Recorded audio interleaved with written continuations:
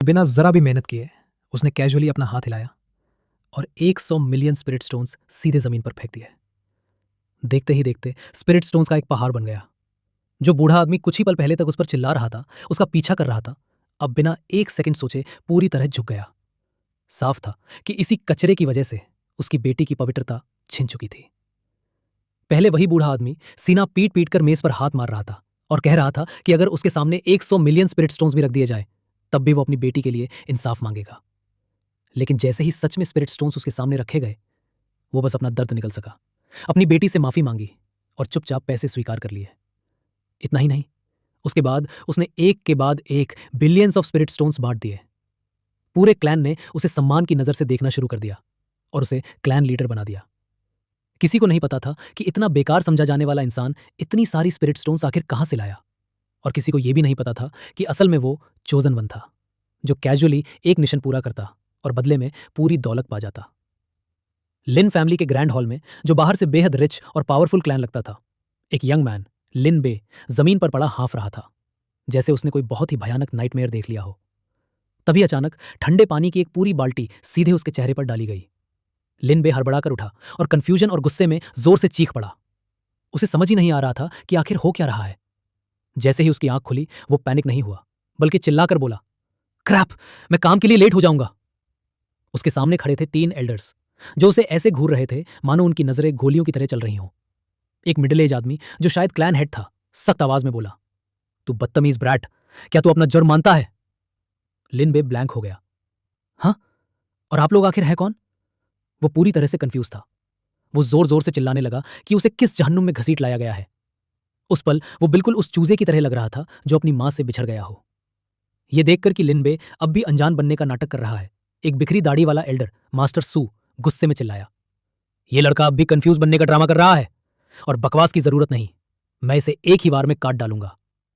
इतना कहते ही मास्टर सू ने बिना किसी हिचकिचाहट के अपनी तलवार निकाल ली और लिनबे की तरफ एक तेज सॉर्ड लाइट फेंक दी। वो सच में उसे मार देना चाहता था, लेकिन क्रिटिकल मोमेंट पर लिन फैमिली का हेड बीच में कूद गया। उसने अपनी तलवार से हमला रोका और मास्टर सू को शांत होने की सलाह दी। लिनबे इतना डर गया कि उसकी आंखों से आंसू बहने लगे। वो जल्दी से क्लैन हेड के पीछे छिप गया और कांपती आवाज में बोला, बूढ़े आदमी, मैं वार्निंग दे रहा हूं, मर्डर कानून के खिलाफ है। ओल्ड मैन सुनते ही मास्टर सू का गुस्सा और भड़क गया। उसका चेहरा लाल हो गया, माथे की नसें फड़कने लगी। लिन फैमिली के हेड ने बड़ी मुश्किल से मामला संभालते हुए कहा, इस मामले में हमारी फैमिली की गलती है। मैं इससे पूछताछ पूरी करूंगा और फिर खुद इस बदतमीज बेटे को सू फैमिली को सौंप दूंगा। मास्टर सू, पहले शांत हो जाइए। लेकिन मास्टर सू फिर भी गुस्से में चिल्लाया, तुम मरेगा। फिर उसने ठंडी नजर से क्लैन हेड को देखा और बोला, मैं देखना चाहता हूं कि इस तथाकथित पूछताछ से तुम क्या निकाल पाते हो। क्लैन हेड ने लिनबे की तरफ देखा और डांटा, तू यहां खड़ा क्या कर रहा है, नीच इंसान? यह सुनकर लिनबे पूरी तरह सन्न रह गया। क्लैन हेड बोला, तूने सू फैमिली की यंग लेडी के साथ इतना बड़ा अपराध किया और अब तक मास्टर सू से माफी भी नहीं मांगी? लिनबे बोला, सच में कह रहा हूं, कौन सी लिन फैमिली, कौन सी सू फैमिली, मुझे कुछ भी समझ नहीं आ रहा। मास्टर सू को लगा कि लिनबे सजा से बचने के लिए मेमोरी लॉस का नाटक कर रहा है। वो गुर्राया, देखो इसे, अब भी याददाश्त खोने का ड्रामा। ऐसे इंसान से पूछताछ का क्या फायदा? मेरी मानो तो अभी इसे काट डालो। लिनबे ने खुद को बचाने की कोशिश की, आप लोग गलत इंसान पकड़ रहे हैं। लेकिन इससे पहले कि वो आगे कुछ कह पाता, उसके सिर में ऐसा लगा जैसे किसी ने हथौड़े से जोरदार वार कर दिया हो। अचानक अनजान यादों की बाढ़ उसके दिमाग में घुसने लगी। वो सिर पकड़कर दर्द से चीखने लगा। पुराने लिनबे की जिंदगी एक फिल्म की तरह उसकी आंखों के सामने चलने लगी। नवजात होने से लेकर पिता की गोद में रहने तक, मार्शल आर्ट्स की ट्रेनिंग, और फिर आलस और जिम्मेदारियों से भागना। तभी लिनबे को सच्चाई समझ आ गई। वो ट्रांसमाइग्रेट हो चुका था। यादों में उसने एक ऐसे आदमी को देखा जिसका चेहरा बिल्कुल किसी प्रोटैगनिस्ट जैसा था। उसका नाम था ईन। ये दुनिया भी किसी फेमस कॉमिक ट्रोप जैसी लग रही थी। यादें आगे बढ़ी। असल लिनबे एक बिगड़ा हुआ प्लेबॉय था। खूबसूरत लड़कियों से फ्लर्ट करना, बिना सोचे समझे मस्ती उड़ाना। लिनबे ने मन में सोचा, ये सेटअप इतना जाना पहचाना क्यों लग रहा है? फिर सीन और भी खराब होने लगे। एक खूबसूरत लड़की अचानक बेहोश हो गई। एक गंदी हंसी गूंजी। लिनबे को एहसास हो गया, अब कुछ बहुत बुरा होने वाला है। और वही सीन आ गया जिसे वो बिल्कुल नहीं देखना चाहता था। असल लिनबे ने उस लड़की के साथ घिनौना काम किया था। मौजूदा लिनबे सिर्फ एक स्पेक्टेटर बनकर देख रहा था। उसका चेहरा लाल हो गया और वो बेवकूफी से बुदबुदाया, ये पेड़ कितना सफेद है। नहीं रुको, ये घास कितनी बड़ी है।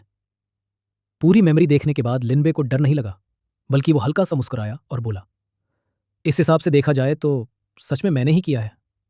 ये सुनकर मास्टर सू पागल हो गया। अब भी इतनी अकड़ क्यों दिखा रहा है?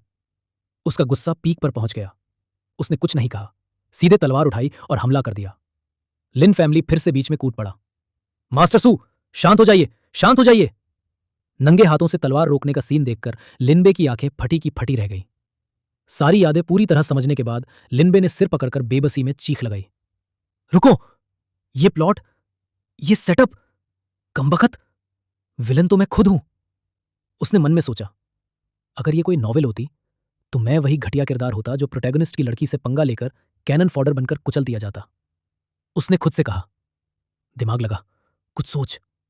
अगर ये चलता रहा तो वो बूढ़ा मुझे एक ही वार में 2 टुकड़ों में काट देगा। तभी अचानक एक बैंगनी रोशनी लिनबे के पूरे शरीर को घेरने लगी। वो ब्लैंक सा खड़ा रह गया। उसकी आंखों के सामने एक सिस्टम पैनल उभर आया। जानलेवा खतरा डिटेक्ट किया गया है। Villain family mind system successfully load हो चुका है।